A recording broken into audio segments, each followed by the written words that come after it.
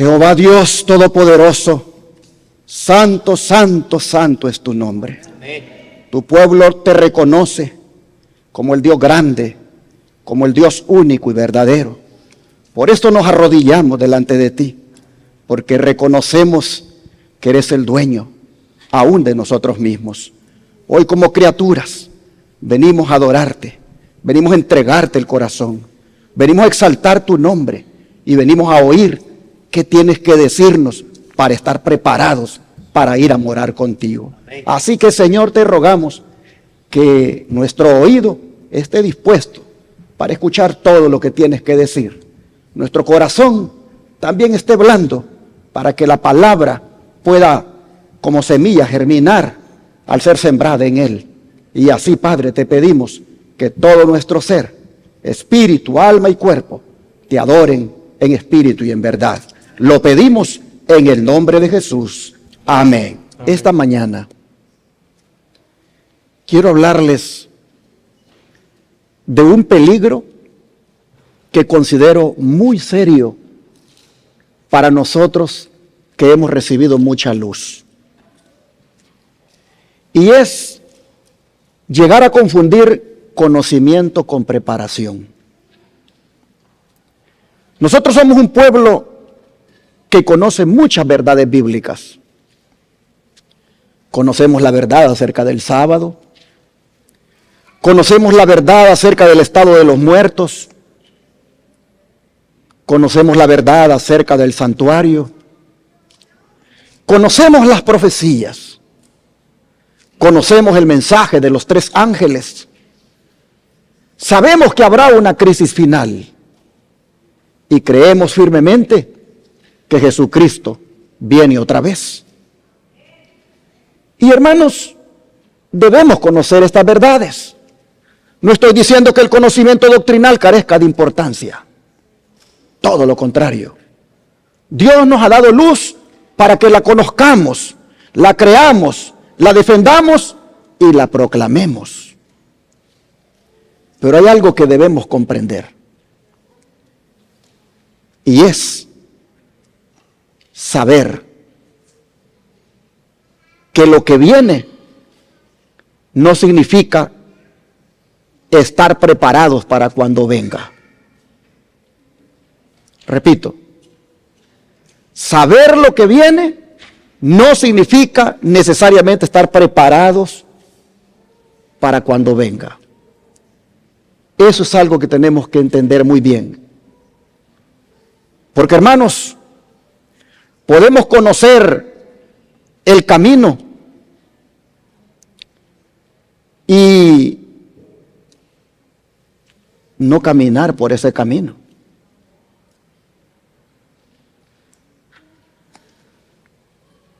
Podemos saber dónde está la puerta estrecha y, sin embargo, nunca entrar en ella.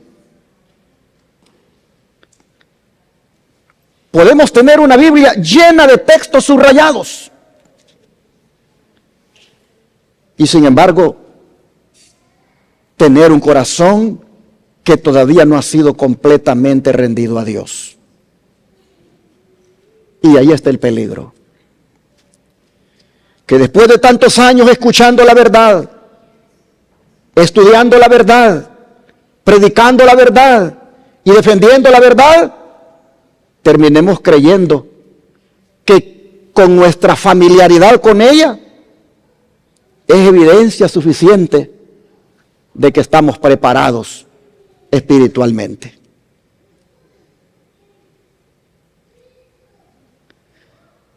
Por eso, hermanos, he titulado el mensaje de hoy: ¿puedes conocer la verdad y no estar preparado? ¿Por qué lo digo? Porque hay una palabrita con un significado profundo que algunas veces no le damos importancia en nuestra vida. Y esa palabrita es la que está en Hebreos 12:14. Vamos a abrir la Biblia y leer ese versículo. Hebreos 12:14.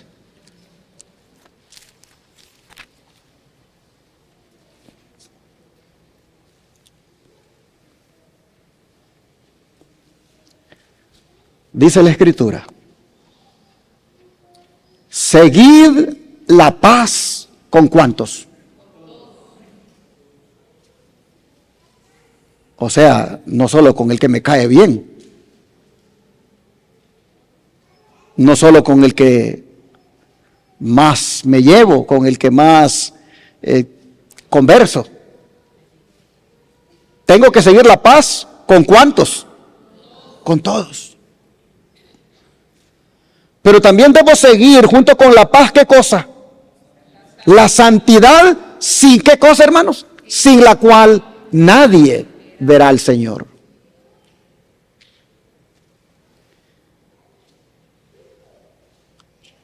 Este texto debería detenernos esta mañana, porque nosotros hablamos mucho de ver venir al Señor. Cantamos acerca de ese día, predicamos acerca de ese día, esperamos ese día. Pero aquí dice el libro de Hebreos que debe ocurrir algo antes de ese día.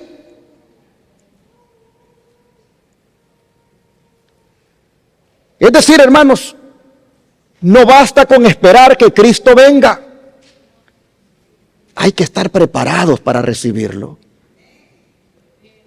Por eso esta mañana yo no quiero preguntar cuánto sabemos acerca de la venida de Jesús, porque hasta adventistas nos llamamos. Por lo mucho que sabemos de ese acontecimiento tan maravilloso. Más que preguntarles cuánto sabemos acerca de la venida de Cristo, yo quiero hacerles una pregunta más personal. ¿Estamos viviendo preparados para verlo?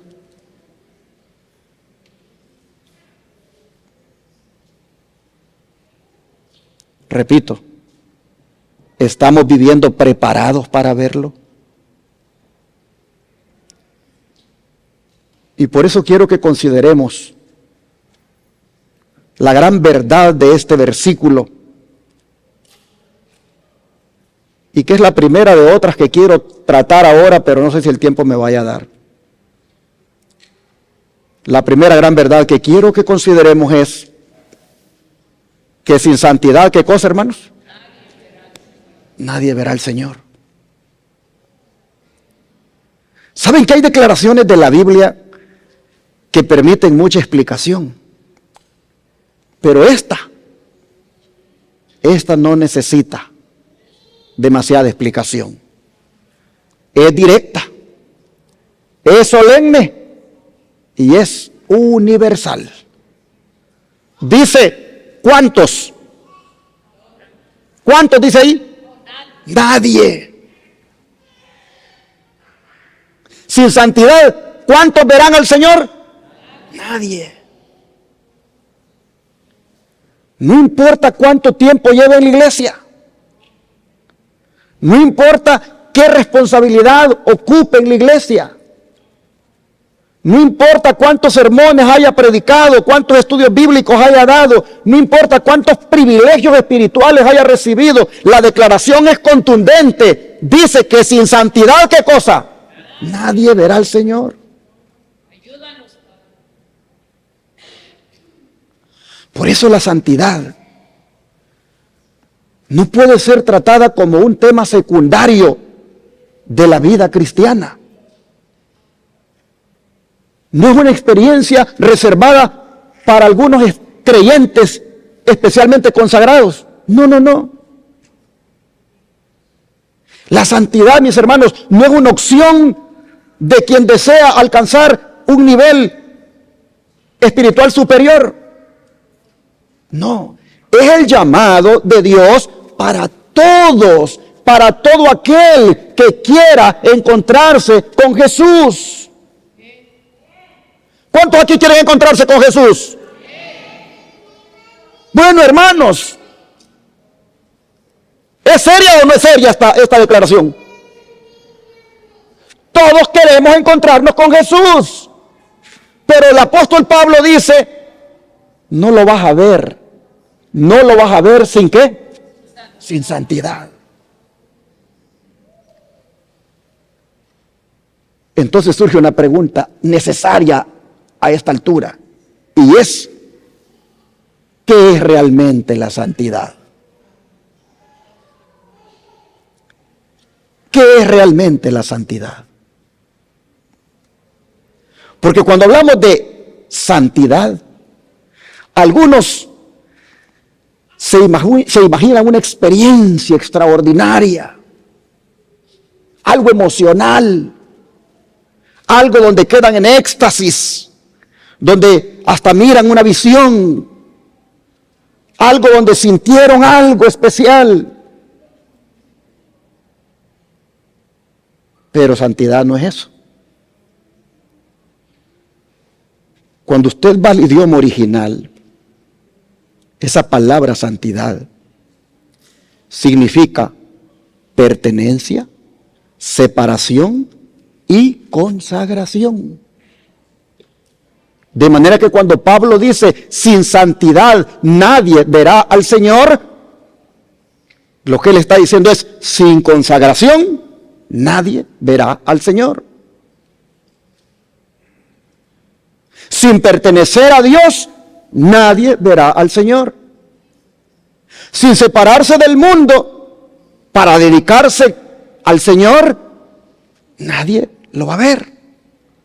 Es bien profundo el significado de la palabra santidad. Pero la hermana White presenta la santidad de una manera mucho más concreta. Escuchen cuidadosamente esta definición. La santidad, dice, no es ¿qué cosa?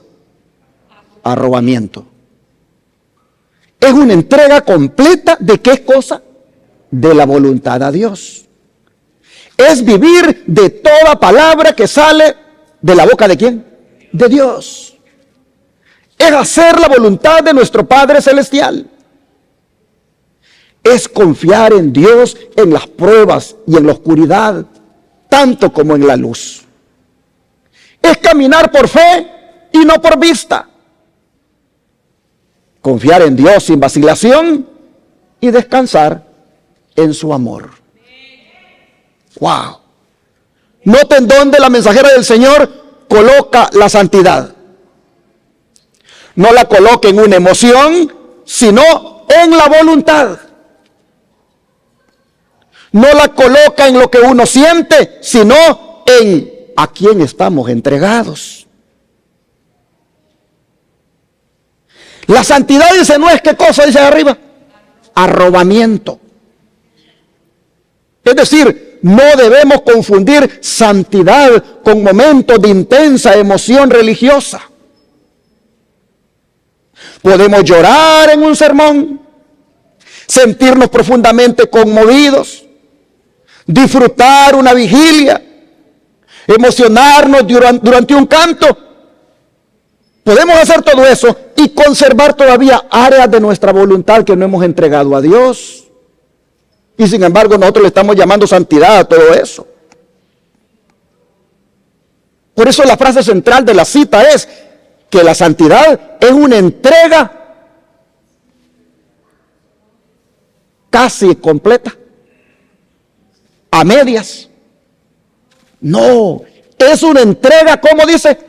Completa. ¿De qué cosa? De la voluntad. ¿Y qué es la voluntad? ¿Qué es la voluntad? La voluntad es lo que tú quieres, lo que a ti te gusta, lo que tú prefieres, lo que tú disfrutas, lo que tú más te da la gana hacer. La voluntad tiene que ver con eso, con tus motivos, por qué haces las cosas. Bueno, ¿qué es santidad? No es que llores por un sermón que te toca el corazón.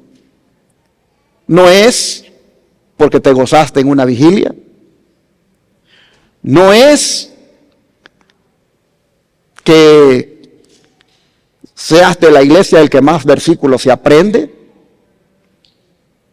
No es que tú digas, wow, tuve una experiencia con el Señor cuando estaba orando, que yo lo vi, lo sentí su presencia. Eso es arrobamiento. Mire lo que dice Elena White. La santidad no es eso. La santidad es algo concreto. Es la entrega completa de tu voluntad. Ahí está, hermanos. Ahí está la esencia de la santidad. Es llegar al punto donde dejo de preguntarle a Dios solamente, Señor, ¿qué quieres darme? Y comienzo a preguntarle, Señor, ¿qué quieres de mí? Santidad, hermanos, es cuando Dios puede tocar mis planes. Cuando Dios puede tocar mis hábitos, cuando Dios puede tocar mis relaciones, mis pensamientos, mis gustos, mis decisiones, y yo ya no le digo, hasta aquí puedes entrar, pero hasta aquí no quiero que lo toques. Eso es santidad.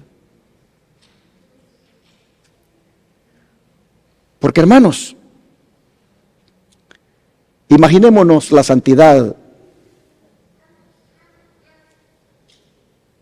como una casa de 5 cuartos. Y tú le dices a Dios, yo dejo que entres a mi casa. Que te sientes en la sala. Que te sientes en el comedor a comer con mi familia. Inclusive que estés ahí en la cocina mientras preparo los alimentos. Pero a mi cuarto, ahí no quiero que entres. Así algunos entienden la santidad.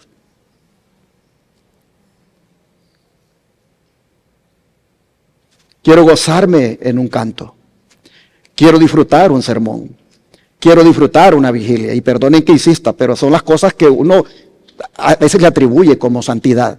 Pero no quiero que te metas en mis planes. No quiero que te metas en mis gustos. No quiero que te metas en mis relaciones. No quiero que te metas en mis sentimientos. Así que, dame todo, pero no te metas en ciertas áreas de mi vida. Hermanos, la cita viene para decirnos, si no le entregas completamente la voluntad a Dios, no hay santidad. Hermanos, si mi voluntad todavía tiene habitaciones donde Cristo no puede entrar, entonces mi entrega no es completa.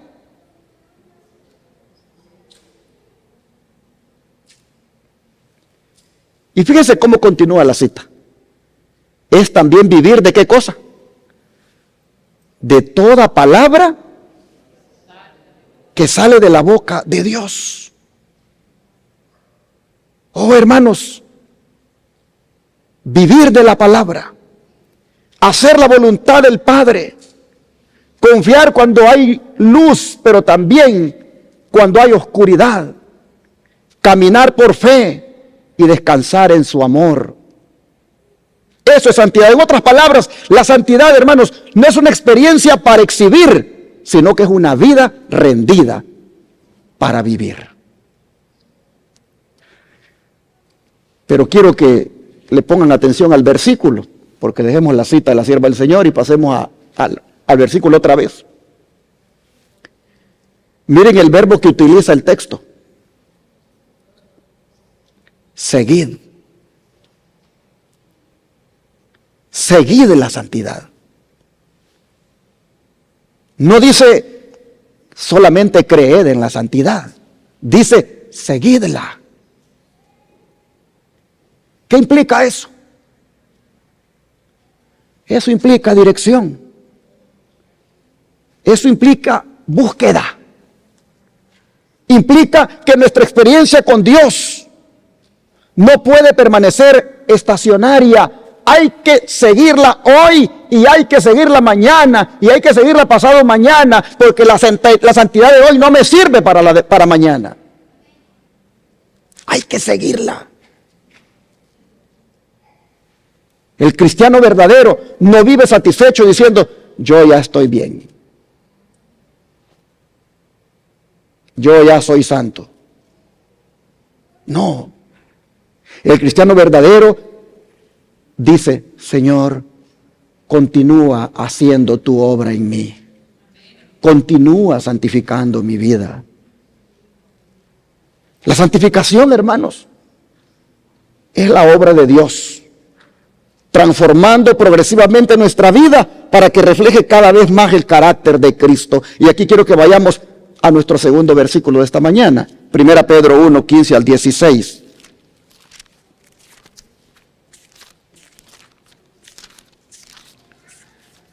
Primera Pedro 1, 15 al 16.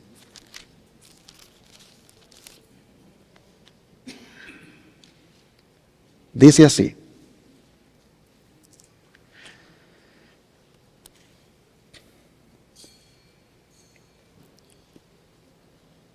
Sino que como aquel que os llamó es santo, sed también vosotros santos. ¿En qué? En toda vuestra manera de vivir. Porque escrito está, sed santos, porque yo soy santo.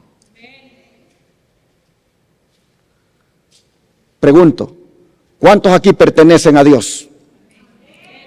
Levanten la mano los que creen que pertenecen al Señor. Bueno, mire lo que dice el Señor ahora. Que los que le pertenecen a Él son santos como Él. ¡Wow! Hermanos, mire dónde coloca el apóstol Pedro el fundamento de la santidad. No dice, sean santos porque la iglesia espera que sean santos. Tampoco dice, sean santos porque el pastor se los exige.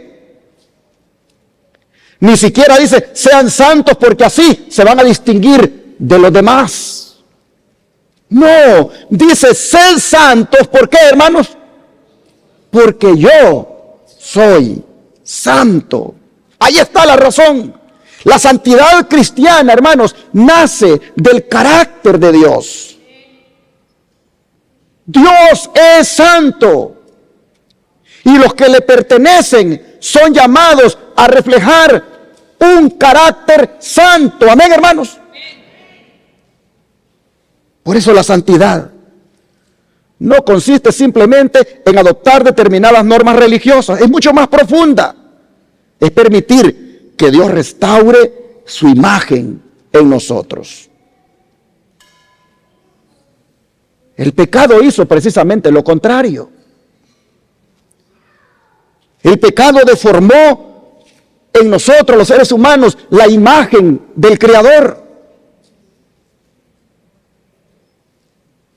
El pecado introdujo egoísmo donde había amor. Dios hizo a Adán y Eva para amar, llenos de amor. Pero el pecado introdujo egoísmo donde había amor. Introdujo orgullo donde había humildad. Dios hizo a Adán y Eva humildes. El pecado introdujo impureza donde había pureza.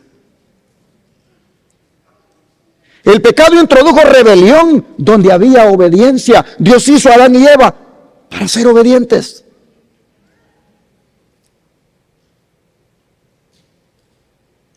Y por eso se ejecutó el plan de salvación. Porque lamentablemente los seres humanos echamos a perder todo. El plan de salvación, hermanos, tiene el propósito de restaurar todo lo que el pecado nos quitó. El plan de salvación no consiste solamente en evitar que el pecador reciba el castigo que merece. No, hermanos, el Evangelio tiene un propósito más grande. es restaurar en el hombre aquello que el pecado le destruyó. Por eso Dios dice, sed santos, porque yo soy santo. Él quiere, hermanos, recuperar su imagen en nosotros. Y aquí debemos tener cuidado con dos errores. El primero es pensar que podemos alcanzar la santidad independientemente de Cristo. No podemos alcanzar la santidad independiente de Cristo. Pues Cristo dijo claramente, separados de mí, ¿qué cosa? Nada podéis hacer. La santidad, hermanos, nunca será el resultado de la autosuficiencia humana. Será el resultado de depender de Cristo. Pero existe otro error peligroso. Y es pensar que porque somos salvos por la gracia, la transformación del carácter ya dejó de ser necesaria. La Biblia no enseña eso. En la Biblia nosotros encontramos que la gracia no solamente nos declara perdonados, sino que al mismo tiempo comienza una obra de restauración en nosotros. Dios, hermanos, no nos llama santos porque nosotros hayamos logrado fabricar santidad. Nos llama a permanecer bajo esa obra transformadora de la gracia que produce santidad. Por eso Pedro utiliza esa expresión tan elevada, como aquel que os llamó es santo. A ver si me ponen la cita ya los del hermano de Iglesia del Aire otra vez. Como aquel que os llamó es santo. Esta es la norma, hermanos. En otras palabras, el modelo de santidad es ¿quién? Es el mismo Dios. Cristo mismo.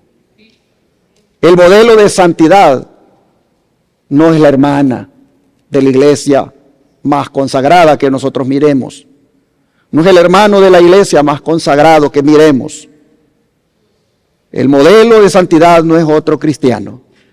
El modelo de santidad es Dios. Y esto, hermanos y hermanas, elimina eso que a veces hacemos lamentablemente, de querer seguir lo que otro hace o hacer lo que otro hace. Hacer lo que la mayoría considera aceptable. Porque solo Dios conoce el corazón. En cambio, si nuestro modelo de santidad es Dios, allí sí, con seguridad, alcanzaremos la santidad. Hermanos y hermanas, no debemos compararnos con otras personas. Porque si nos comparamos con otras personas, siempre vamos a sentir como que nosotros somos más buenos que ellos. Siempre vamos a encontrar que alguien hace menos que nosotros. Siempre vamos a encontrar a alguien con quien compararnos de una manera favorable. De manera que el texto es bien contundente. Como aquel, que os llamó es santo. Es decir, compárate con Dios. Compárate con el Señor. Y cuando contemples su pureza, cuando contemples su santidad, tu actitud va a cambiar. Ya no dirás, soy mejor que la hermana, soy mejor que el hermano, sino que vas a decir, Señor, ¿cuánto necesitas hacer todavía en mí? Y esa es, hermanos y hermanas, la actitud que produce la verdadera santidad. No orgullo, sino humildad. No autosuficiencia, sino dependencia. No satisfacción con lo alcanzado, sino hambre de parecernos más a Cristo. Así que la pregunta esta mañana no es ¿Soy más santo que los demás? La pregunta es, ¿se está reflejando cada vez más el carácter de mi Señor en mí? ¿Se está reflejando cada vez más ese carácter santo de Dios en mí? Porque, hermanos y hermanas, hacia allí es donde Dios quiere llevar a su pueblo cada día para que esté preparado cuando Él venga. Y yo quiero cerrar esta primera parte del mensaje con una declaración del Espíritu de Profecía que expresa de una manera más práctica lo que estamos hablando. Miren ustedes. La santificación no es obra de un momento, una hora o un día. ¿Qué es la santificación entonces? ¿Qué sigue diciendo? Es un crecimiento ¿en qué? Continuo en la gracia. No sabemos un día cuán intenso será nuestro conflicto al día siguiente. Satanás vive, es activo y cada día necesitamos clamar fervorosamente a Dios por ayuda y fortaleza para resistirle. Mientras reine Satanás, tendremos que subyugar el yo. Tendremos asedios que vencer. Y no habrá punto en que detenerse donde podamos decir que hemos alcanzado la plena victoria. Wow, qué cita más poderosa sobre la santificación de Consejos para la Iglesia, página 90, párrafo 1. Pero hay 6 aspectos. Hay 6 aspectos claves en esta cita que quiero destacar. Siendo el primero, que no sabemos un día cuán intenso será nuestro conflicto al siguiente día.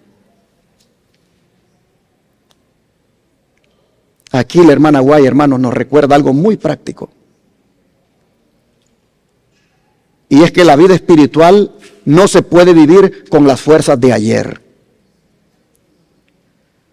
Hoy podemos sentirnos firmes. Hoy quizá la tentación no parece fuerte. Hoy podemos salir victoriosos incluso de una batalla.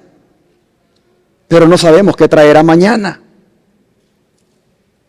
Y eso, hermanos, destruye esa confianza propia que a veces tenemos.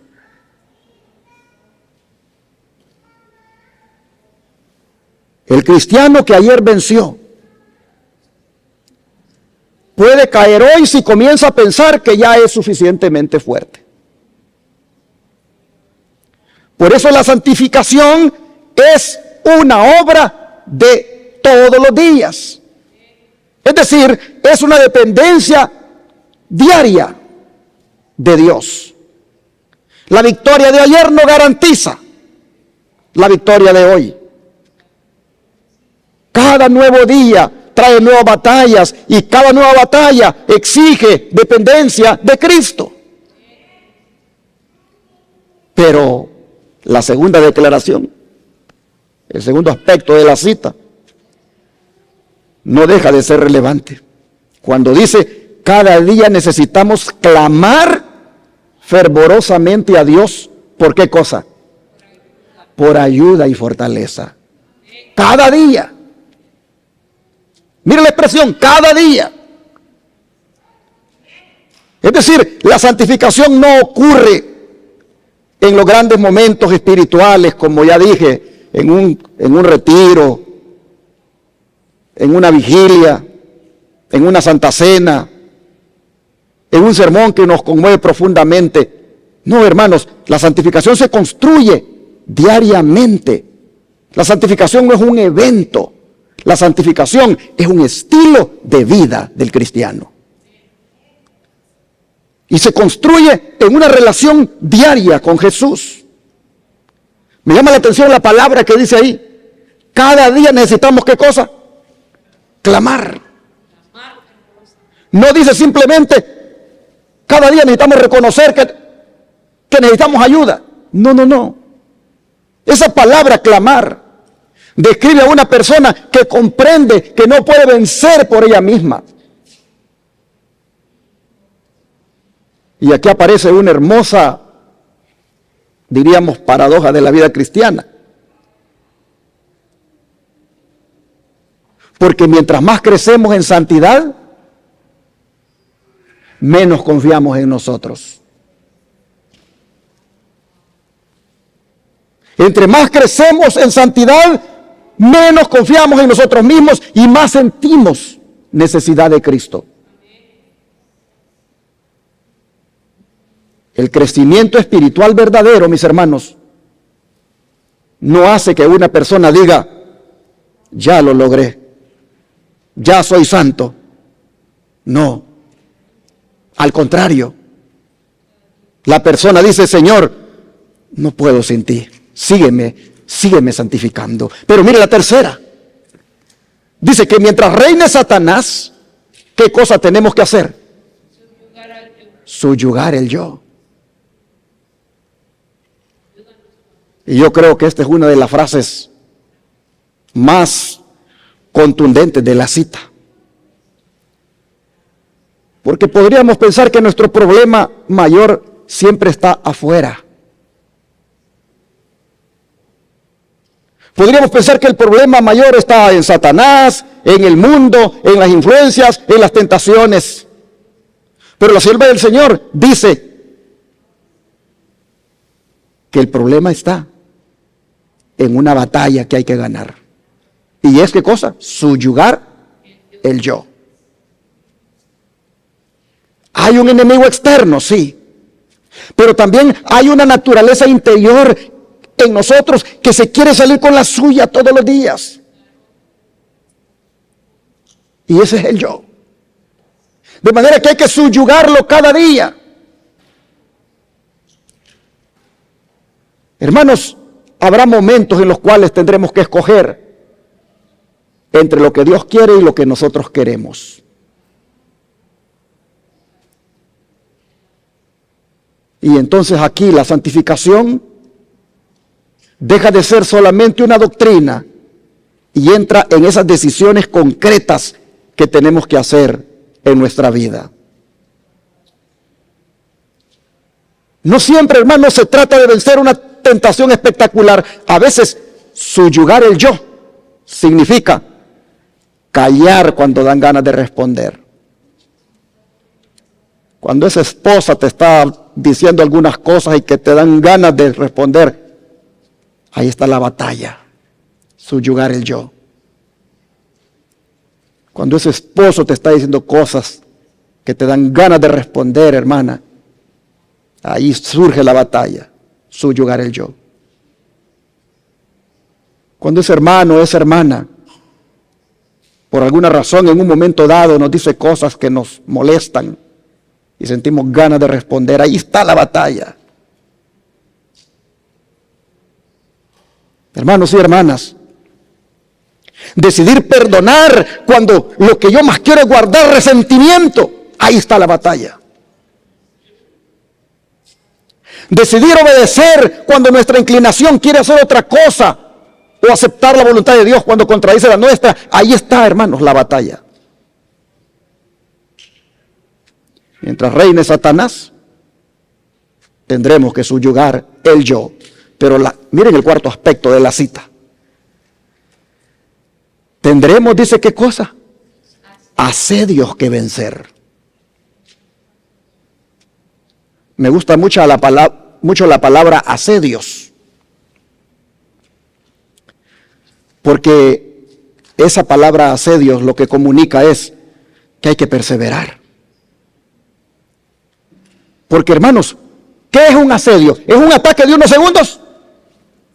No, un asedio, hermanos, es una presión que se te prolonga en el trabajo, es una presión que se te prolonga, no sé, en las relaciones con alguien, es algo que allí siempre aparece. Y las tentaciones son así. Hay tentaciones que desaparecen rápidamente, pero hay otras. ¡Wow! Te tentó ayer, te tienta ahora, te tienta mañana. Es una de... Todavía llega a las horas del santo sábado, el viernes, cuando se oculta el sol, y todavía te sigue tentando. Estás en el santo sábado y te sigue tentando ese teléfono por querer estar viendo cosas que ya deberías de haber parado de verlas. Tuviste 6 días para ver todo lo que querías. Pero todavía en el santo sábado está la tentación de querer seguir viendo. No te puedes desconectar.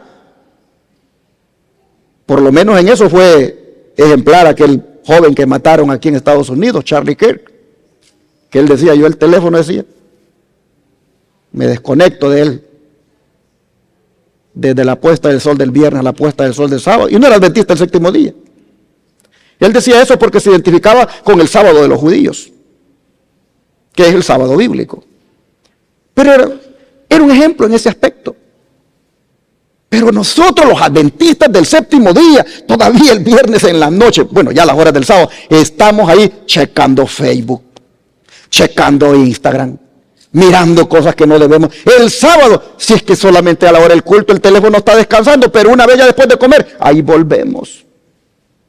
Y yo no digo que no vas a ver un mensaje de texto que te mandaron. Estoy hablando de entertainment, estoy hablando de mirar redes. En sábado no debemos ver redes. Esas son tentaciones que te asedian, hermano, hermana. Y ya no digamos aquellas que aparece una pornografía. Wow, me apareció hoy y me tentó. Y la vi. Oh. Pero mañana me vuelve a aparecer y la volví a ver. Pues la cita dice, tendremos asedios que vencer. Tendremos ataques del enemigo que no se van a hacer por segundos, sino que van a ser ataques constantes.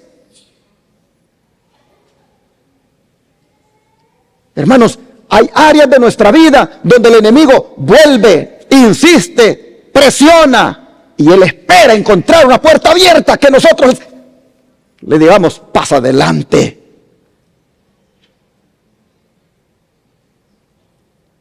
Por eso, hermanos, no debemos confundir la persistencia de la batalla con la ausencia del crecimiento espiritual. Una persona puede estar creciendo verdaderamente en Cristo y sin embargo seguir teniendo que pelear. El problema, hermanos, no es que haya batalla, el problema sería dejar de batallar. Por eso Pablo dice, pónganse ¿cuánto de la armadura? Toda. No solo ores, no solo estudia la palabra, también ten fe.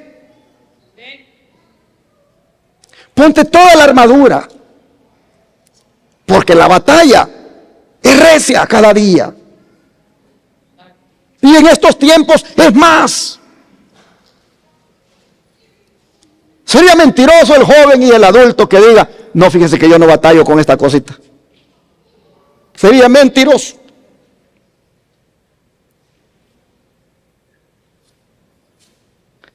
Estos aparatos le oyen a uno lo que habla. Y a veces, ¿qué cosas? Hablé tal cosa y de repente ya me están apareciendo cosas de las que hablé allí. Desde que se inventaron los teléfonos inteligentes, pero son inteligentes. Hermanos y hermanas, miren el quinto aspecto de la cita. No habrá punto en que detenerse. La santificación, hermanos, no es una estación donde tú dices, aquí me bajo porque ya llegué. No, la santificación es algo que tú no te puedes detener en ella. Mientras haya vida cristiana, tú tienes que crecer en santidad. Yo tengo que crecer en santidad, porque siempre habrá algo más de Cristo que reflejar, algo más del carácter de Cristo que desarrollar, algo más profundo que entregarle a Dios. Y nunca habrá un lugar donde uno diga, ya llegué.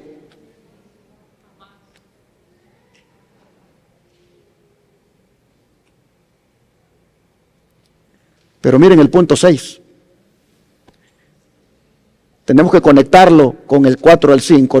Tendremos asedios que vencer, no habrá punto en que detenerse, donde podamos decir que hemos alcanzado la plena victoria.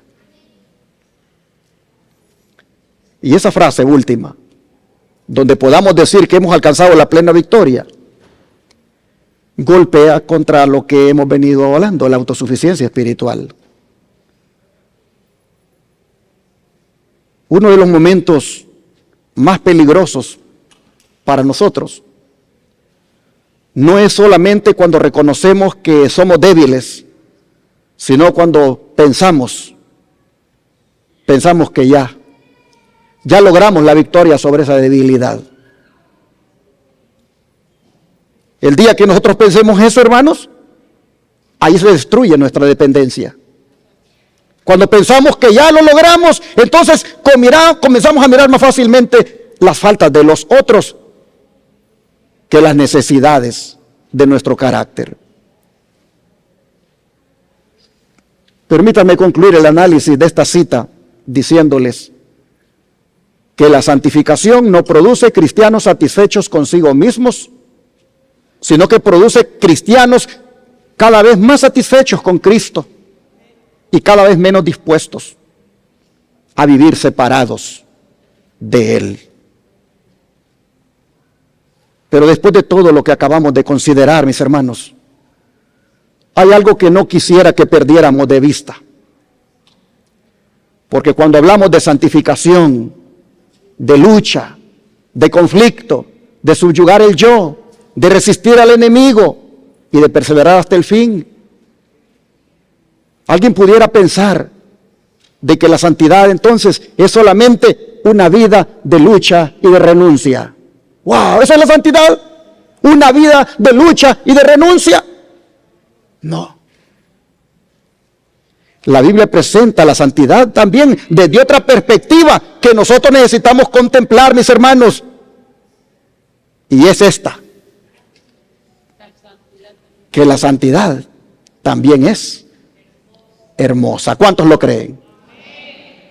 Hermanos, esto es importante entenderlo, porque vivimos en un mundo que ha cambiado el concepto de la santidad. Y también ha cambiado el concepto de lo que es hermoso.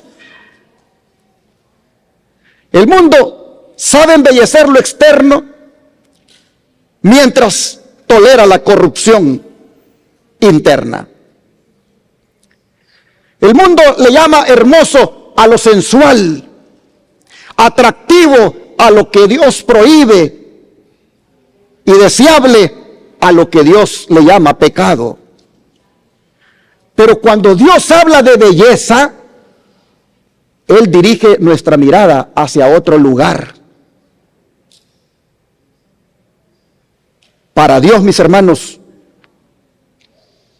hay belleza en una vida limpia. Para Dios hay belleza en una conciencia pura. Para Dios hay belleza en una persona que le dice no a la tentación. Para Dios hay belleza en un joven que se conserva pura. Para Dios hay belleza en un matrimonio donde no existe infidelidad. Para Dios hay belleza en unos labios que no mienten, en unos labios que no andan chismeando, que no andan levantando falso testimonio. Para Dios hay belleza en esos labios. Para Dios, hermanos, hay belleza en el corazón donde no se alimenta el rencor. Para Dios hay belleza en una vida que cuando nadie la está mirando, continúa siendo fiel a Dios. Hay belleza allí. Eso también es belleza.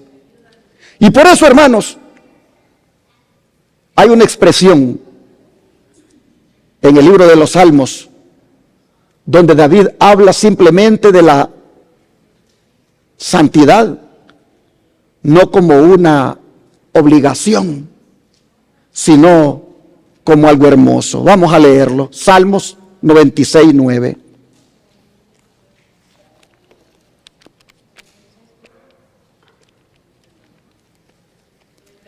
Salmo 96, 9.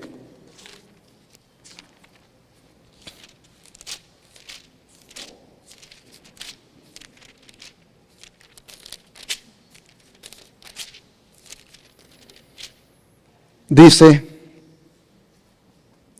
adorad a Jehová, ¿en qué, hermanos?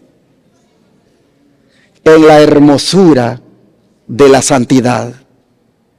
Temed delante de él toda la tierra. ¡Wow! ¡Qué expresión tan hermosa! ¿La hermosura de qué? De la santidad. Satanás se ha encargado de presentar la santidad como si fuera algo triste.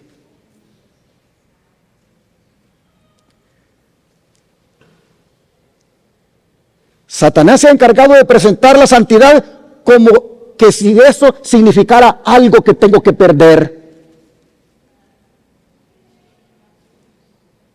Satanás se ha encargado de presentar la santidad como que si acercarnos más a Dios significa que nuestra vida se va a volver más estrecha, más pesada, menos feliz, más aburrida.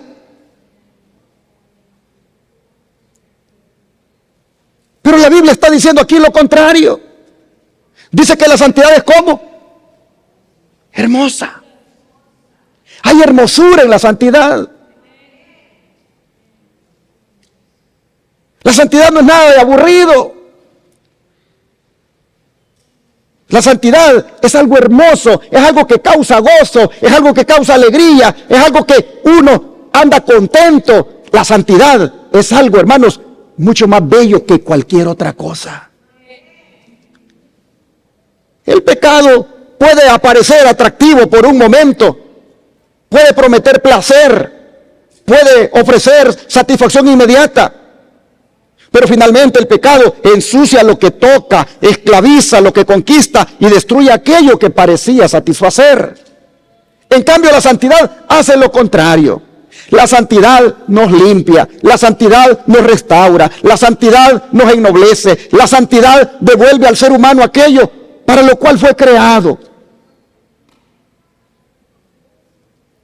Pensemos por un momento en Jesús.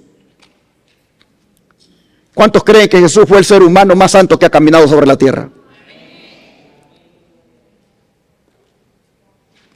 Pero al mismo tiempo, fue la manifestación más hermosa del carácter que este mundo haya contemplado. En él no había pecado, pero había compasión, había pureza, había misericordia, había mansedumbre, había justicia, había amor, había dominio propio, había una vida completamente entregada a la voluntad de su Padre. Y era santo. Por eso cuando Dios, hermanos, nos llama a la santidad, no nos está llamando simplemente a dejar cosas. Nos está llamando a parecernos a Jesús.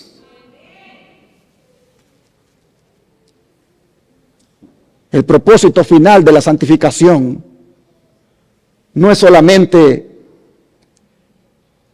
que las personas tengan una lista de cosas que ya no hacen, sino que los hombres y las mujeres cristianos o cristianas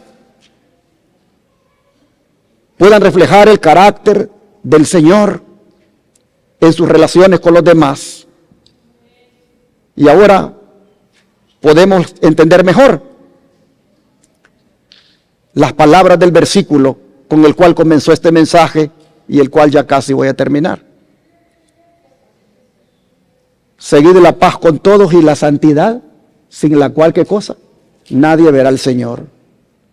¿Por qué es tan indispensable la santidad? Porque Dios está preparando un pueblo para vivir eternamente en su presencia. Un pueblo cuyo mayor deseo no sea simplemente escapar de este mundo, sino estar preparado para vivir con Cristo por toda la eternidad. Un pueblo en quien la gracia haya estado haciendo una obra real. Un pueblo que esté permitiendo que Dios restaure lo que el pecado destruyó. Pero no puedo dejar de mencionar, hermanos, un punto. Y es que si la santidad es la restauración de la belleza del carácter de Dios en nosotros, si la santidad significa parecernos cada vez más a Cristo, Si la santidad es algo tan hermoso, entonces tenemos que preguntarnos, ¿qué es lo que destruye esa santidad hermosa? ¿Qué es lo que destruye esa hermosura? Y la respuesta es el pecado. El pecado.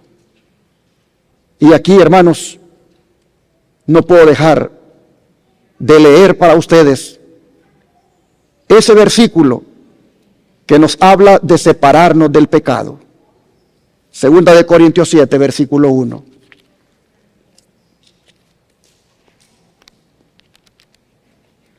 Segunda Corintios 7, versículo 1.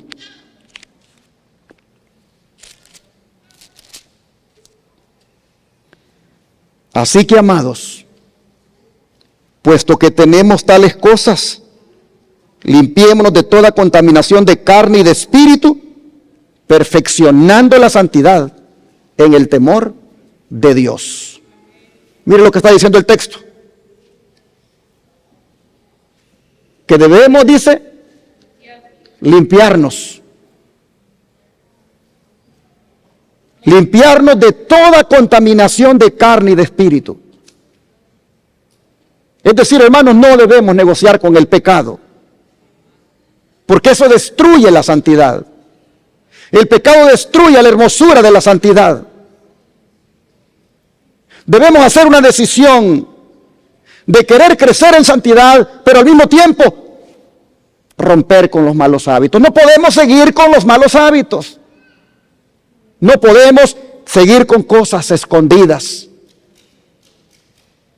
y que Dios sabe que están mal. Hermanos y hermanas, ¿cuál es el pecado que tú tienes que abandonar y que está destruyendo la hermosura de la santidad? ¿Cuál es el pecado que tú tienes que abandonar y que está destruyendo la hermosura de la santidad? ¿Será el orgullo? ¿Será el egoísmo? ¿Será el rencor? ¿Será algún pecado acariciado que tiene que ver con lo sexual? ¿Cuál es el pecado que tienes que abandonar que está destruyendo la hermosura de la santidad, que te está contaminando? ¿Serán conversaciones? ¿Serán pensamientos que alimentas? Oh, mis hermanos, esta mañana el Señor dice, y voy para atrás, no puede haber santidad sin separación del pecado. Así que, hermanos y hermanas, el apóstol Pablo dice que hay que vestirnos del Señor Jesucristo y que no proveamos para los deseos de la carne, porque, hermanos y hermanas, esos deseos de la carne son los que nos hacen pecar. Tenemos que vestirnos de Jesús.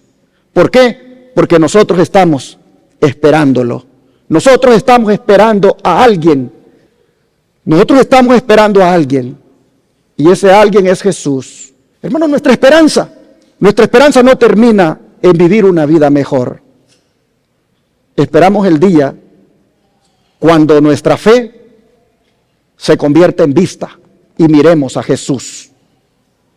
Hermanos y hermanas, ese alguien viene por nosotros. Y mientras Él viene, mire lo que dice Primera de Juan 3, versículos 2 y 3. Primera de Juan 3, versículo 2 y 3.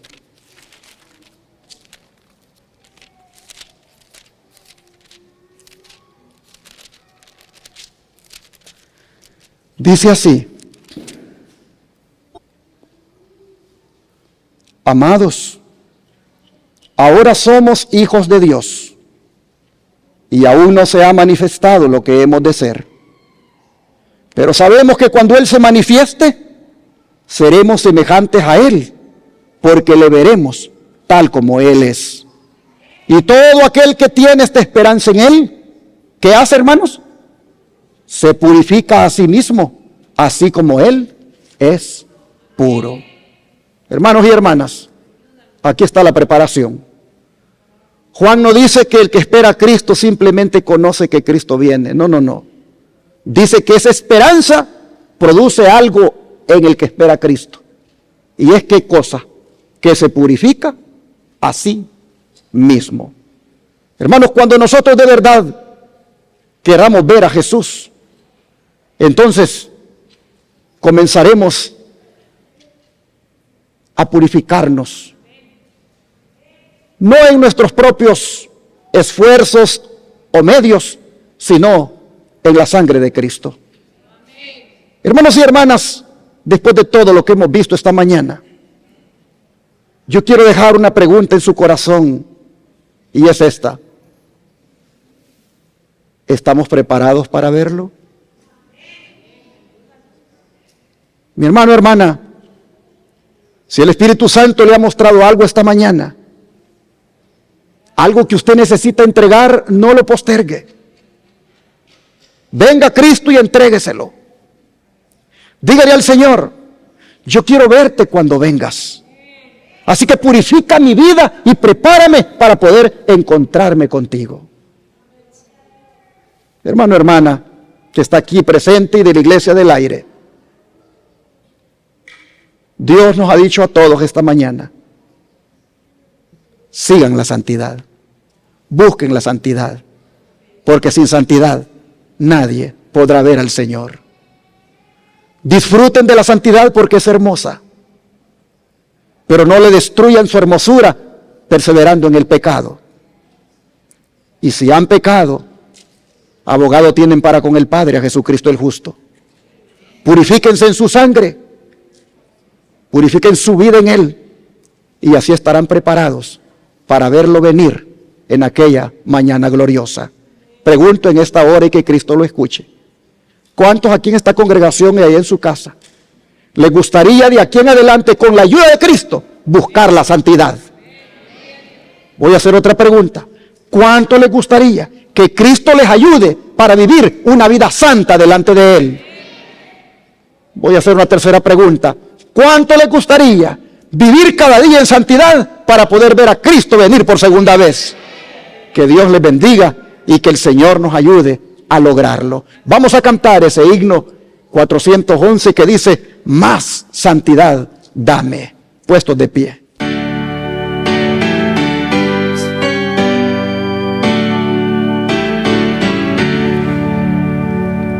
Más santidad dame, más odio al mal, más calma en las penas, más al ideal, más fe en el Maestro, más consagración, más en el servirle, más en la oración,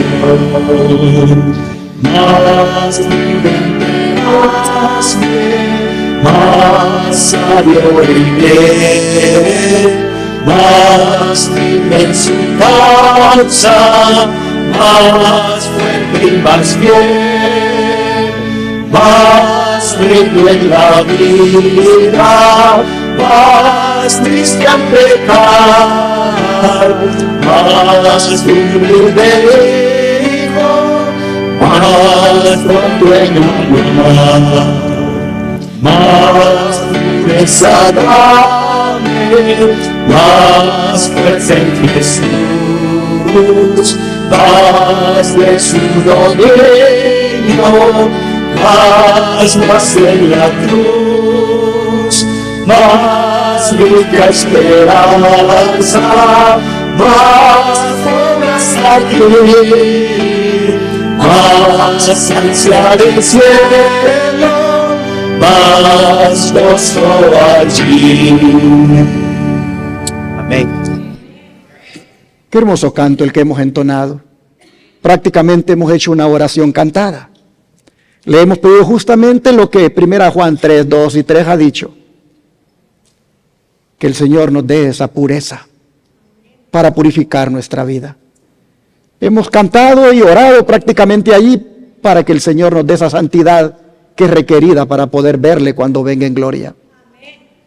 Es mi deseo y oración que todos los aquí presentes y los que están mirándome en su casa seamos ese pueblo santo que podrá ver a Cristo cuando venga por segunda vez.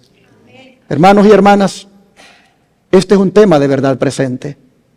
Este es un tema que casi no se predica, pero Dios quiso que hoy se predicara, porque es un requisito indispensable para poder ver a Jesús.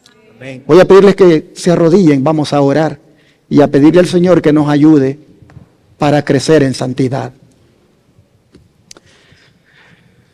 Amante Padre que está en los cielos, gracias Señor le damos en esta hora, porque usted quiere que estemos preparados para verle cuando venga. Y ha querido en este día que le pongamos atención y le demos importancia a esta característica cristiana, como es la santidad. Algo que no es otra cosa que reflejar tu imagen, reflejar tu carácter, porque tu carácter es santo.